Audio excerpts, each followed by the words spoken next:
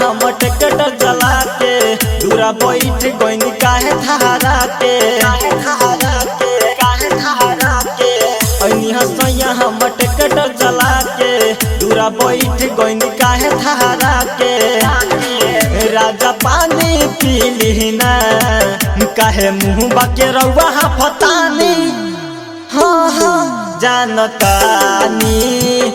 ओ जानतानी खत्म बाटे सैया राउर जवानी हो जानतानी खत्म बाटे सैया राउर कहानी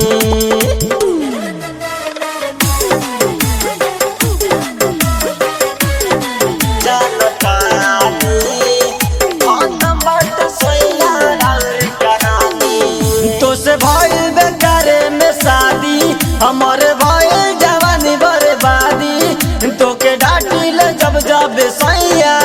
गाड़ी देवेली तोहर दादी गाड़ी देवेली तोहर दादी तो से भइल बेकारे में शादी हमारे भइल जवानी बर्बादी तोके डांटिल जब जब सैया गाड़ी देवेली तोहर दादी एमे का कह दी हानी हमके लाठी से खूब मारतानी हाँ हाँ जानतानी हो जानतानी खत्म बाटे सैया के अब कहानी हो जानतानी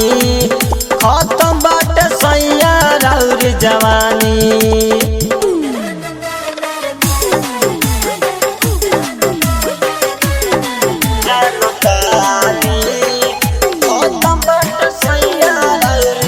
सिकंदर राजत राइटर के चेला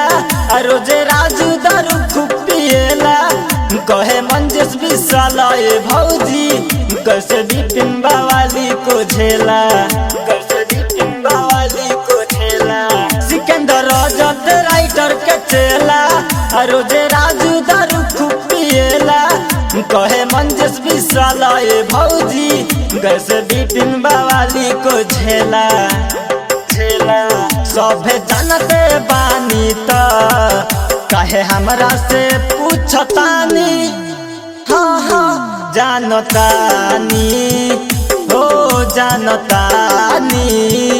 खत्म बाटे सैया के अब कहानी हो जानतानी खत्म बाटे सैया राउर जवानी हसैया हम टिकट जला के दूरा बैठ गईनी काहे धारा के राजा पानी पीली ना काहे मुँह बाके रउआ फतानी हाँ हाँ जानतानी ओ जानतानी खत्म बाटे सैया राउर जवानी हो जानतानी खत्म बाटे सैया राउर कहानी।